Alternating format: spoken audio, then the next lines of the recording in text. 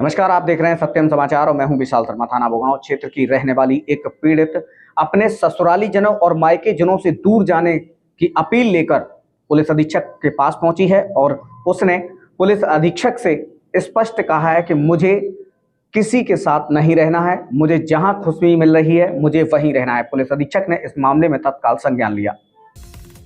जनपद मैनपुरी जिला मुख्यालय पर अपने दुधमुहे बच्चे के साथ पुलिस अधीक्षक कार्यालय पर पहुंची इस महिला का नाम खुशबू उर्फ सीता पुत्री गीतम सिंह निवासी मदनपुर जनपद कन्नौज है, जिसने प्रार्थना पत्र में बताया है कि उसके माता पिता ने उसकी बिना मर्जी के उसकी शादी आदेश कुमार पुत्र राम सिंह निवासी नगला चुन्नी जमोरा थाना भोगांव के साथ हिंदू रीति रिवाज से की थी, लेकिन उसके ससुराली जनों ने उसके साथ हद से ज्यादा अत्याचार किया है। उसके पति ने उसके साथ सैकड़ों बार इतनी बुरी तरीके से मारपीट की है कि वह लहूलुहान तक हो गई। उसने इस बात की शिकायत अपने मायके पक्ष से की तो मायके वालों ने भी उसका कोई साथ नहीं दिया, इसलिए मायके और ससुराल वालों के सौतेले व्यवहार के चलते उसने अपना महीनों पूर्व घर छोड़ दिया था, जिसके बाद उसके पति की ओर से गुमशुदगी की रिपोर्ट दर्ज कराई गई थी। उसने थाने पर आकर अपना बयान दर्ज कराया था और खुद अपने आप को सुरक्षित स्थान पर बसा लिया था, लेकिन अब उसका पति उसे फिर से परेशान कर रहा है। जो भी व्यक्ति चाहे वह महिला हो पुरुष हो उसकी मदद करता है तो उसका पति उसे परेशान करता है। ऐसा ही एक मामला भाजपा नेत्री साधना तिवारी के साथ हुआ है। भाजपा नेत्री साधना तिवारी ने पीड़ित महिला को सिर्फ अपनी गाड़ी में बिठाकर बस स्टैंड छोड़ा था, जिसके बाद उसके पति की ओर से साधना तिवारी को परेशान किए जाने लगा। साधना तिवारी के खिलाफ भी एक प्रार्थना पत्र दिया गया, जिसको लेकर पीड़ित महिला आज पुलिस अधीक्षक से मिली और उसने स्पष्ट रूप से पुलिस अधीक्षक के समक्ष अपनी बात रखी और उसने क्या कुछ कहा अब जरा यह भी सुनिए। खुशबू कुमारी जी, आप जो है अपने दुधमुहे बच्चे के साथ कप्तान साहब कार्यालय में क्या मामला है? मामला ये है कि मेरा पति है जो वो शराब पी के मारपीट करता है और गलत आरोप लगाता है, और जब कहीं मेरे घर वाले भी हैं वो पक्ष में रहते हैं। अभी हम थोड़ा 2-3 बार पंचायत भी पढ़ चुके हैं। मेरी नाबालिग में शादी हुई थी, सन 99 की पैदाइश है मेरी। उसके बाद क्या है कि इन लोगों ने शादी कर दी थी, तब मैं नाबालिग थी और ये लोग कहते हैं कि बेचा है। जब हम जैसे ससुराल में आए, यहाँ मारपीट होती थी तो मैं अपने पापा को कॉल करती थी तो वो कभी आए नहीं। वो फ़ोन से मुझे ही समझा देते थे कि तुझे उसी घर से रहना, उसी घर में करना है, सब लोग यही समझा देते थे, लेकिन कोई आता नहीं था। उसके बाद क्या हुआ, जब मैं बालिग हुई तो मैंने सोचने लगी, मैं सोचती यही परेशान हो गई कि कैसे ना कैसे ये लोग हैंडल करेंगे, लेकिन ये बिल्कुल भी मानने को तैयार नहीं। उधर से अभी तक कोई ऐसा नहीं आया जिसने वो किया हो। इसके बाद 1-2 बार ज़बरदस्ती जबरन पुलिस के द्वारा बुलाए भी गए, आए ये लोग लेके गए। उधर हमने झाड़ू पोंछा भी लिया, बर्तन अपना करके दूसरों के घर पे तब गुजारा किया। जैसे तैसे मैं अपनी काटती रही। इन लोगों ने प्लानिंग की, हर रोज टॉर्चर करते थे, हर रोज जलील कर के ये लोग क्या करते रहे कि नहीं वहीं जाना है तुझको, वहीं जाना। एक दिन इन लोगों ने प्लानिंग करके मुझे फांसी पर लटका दिया। फिर मैं भैया ऐसे जैसे तैसे पता नहीं इन्होंने मुझे कैसे कहाँ से वहाँ से बेहोश करके गाड़ी में डाल के यहाँ भेज दिया। मैं 24 घंटे बाद मुझे होश आया। जब होश आया तो मैंने देखा कि मेरी बेटी उस टाइम मेरे पास नहीं थी। मेरी बेटी तो हमने पूछा कहाँ है कि बेटी आती होगी, तब हमने देखा कि इसकी माँ थोड़ी देर बाद लेके आई मेरी बेटी। तब हमने देखा तो हमने पूछा क्या हुआ था मेरे साथ। हमें फिलहाल पता नहीं था कि मेरे साथ हादसा क्या हुआ। मेरे पेट में ऐसे दर्द हुआ तो हमने बोला तो फिर इंजेक्शन लगा दिया।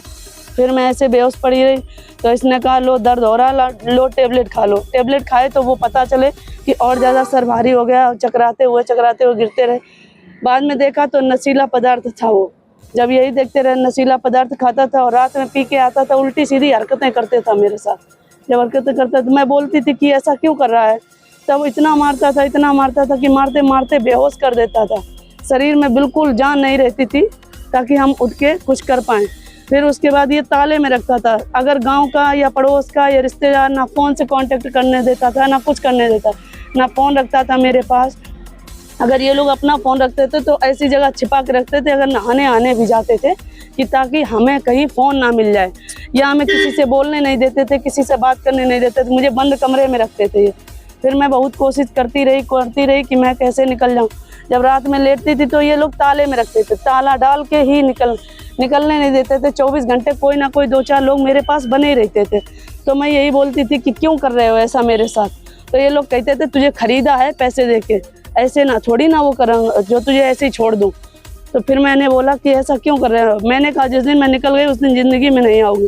कहते तेरे बाप में दम हो तो निकल के दिखा। 2-4 बार ऐसा हुआ कि मैंने यहाँ कोतवाली में भी, यहाँ मैनपुरी किराए पर रहती थी, तब भी इसने हमें बहुत मारा पीटा। फिर यहाँ डॉक्टरी वगैरह से लेके हर चीज़ करवाई मैंने। मुकदमा मेरा कोतवाली में भी है, थाने भोगांव में भी है, हर जगह है, कोई सुनवाई नहीं होती थी। उससे पहले ये हर इंसान को खरीद लेता था। कहीं यहाँ से पकड़ के हम थाने आने की दोबारा कोशिश करते थे, बाहरी से खिंचवा लेता था। कहीं यहाँ कहीं वहाँ, जहाँ जिसके पास रहने के जाऊँ, किसी के पास सोचूं कि कोई आप लोगों जैसा हेल्प कर दे मेरे को, तो बस उसको टॉर्चर करता है, उसको इतना परेशान करता है, इतना परेशान करता है कि वो बेचारा भी परेशान हो जाता है। अभी क्या हुआ कि साधना तिवारी जी को अभी हम चले गए थे 9 तारीख की रात को मैं निकल गई थी। 9 तारीख को रात को मैं निकल गई थी। मैं दूसरे घर से, दूसरे के उससे जीने से मैं चुपचाप अकेली निकल गई। जब ये ताले में रखा था, सोचते सोचते फिर मैं निकल गई। तब ये नहीं माना तो मैंने कहा कि चलो, इसने गुमशुदा की रिपोर्ट लिखाई। गुमशुदा की रिपोर्ट लिखाई, मुझे जानकारी हुई तो मैं वहाँ पहुँची। मेरे पहुँचने के बाद क्या हुआ कि वहाँ बयान दिले, तो वहाँ साधना तिवारी जी थी। तो मैंने वहाँ निकली तो मैंने कहा दीदी मेरी थोड़ा हेल्प कर दीजिए। वो बोली क्या हेल्प चाहिए आपको? तो हमने कहा हमें सिर्फ वहाँ बस अड्डे तक छोड़ दीजिए। उन्होंने मुझे बस अड्डे तक छोड़ दिया, बस अड्डे तक। फिर उनका मेरा कोई संपर्क ही नहीं था, ना मैं उनको जानती थी, सिर्फ मैंने उनसे हेल्प मांगी। और अन्यथा कोई किसी से भी मैं हेल्प मांग लूँ, ये हर किसी को ऐसे ही परेशान करता है। ऐसे राजीव साक से मैंने मुकदमा डाला, इसने जाके वहाँ तारीख पर मुझे पकड़ लिया, तारीख पे पकड़ लिया। फिर वहाँ साक जी से उनसे बहुत लड़ाई झगड़ा हुआ, इसका हाथ साथ तोड़ दिया उन लोगों ने, इसको इतना पीटा। लेकिन ये अपनी आदतों से बाज नहीं जाता है। ऐसे कई बार सुलह उलह हुआ, सब कुछ हुआ, लेकिन ये अपनी हरकतों से बाज नहीं जाता। गंदे गंदे औजार प्रयोग करता है मेरे से। मैं बहुत कोशिश करती हूँ इससे छुटकारा देने, मुझे इसके साथ नहीं रहना। और साधना तिवारी जी का इसमें कोई मैटर नहीं है, कोई हाथ नहीं है। तो क्या साधना तिवारी जी के खिलाफ भी उसने शिकायत की? जी, उसने साधना तिवारी जी के खिलाफ उनको परेशान भी कर रहा है और शिकायत भी की है, दोनों काम कर रहा है। और शायद अन्यथा जैसे हम लोग हैं आपस में, अगर कोई किसी के सामने भी खड़े हो जाएं, बात करने लगे तो गाँव गलत आलंछन उन पे भी लगाने लगे।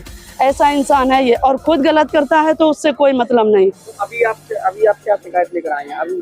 अभी ये शिकायत लेके आए हैं कि साधना तिवारी जी को परेशान कर रहा है, बाद बाकी और लोग जो हमारी हेल्प कर देते हैं उनको भी परेशान करता है।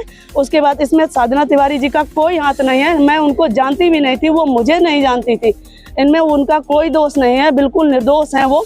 बस उन्होंने मैंने थोड़ी सी हेल्प मांगी थी तो उन्होंने मुझे बस अड्डे तक छोड़ दिया, बस। कोई उनके हाथ। प्रशासन से क्या चाहती हैं? पर प्रशासन से यही चाहती हूँ कि मेरी जान को खतरा है और उनको भी किसी प्रकार से कोई वो ना किया जाए। उनका कोई हाथ नहीं है।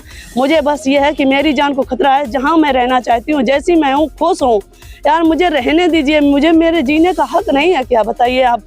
जब एक मर्द जी सकता है तो एक औरत नहीं जी सकती है? बताइए आप।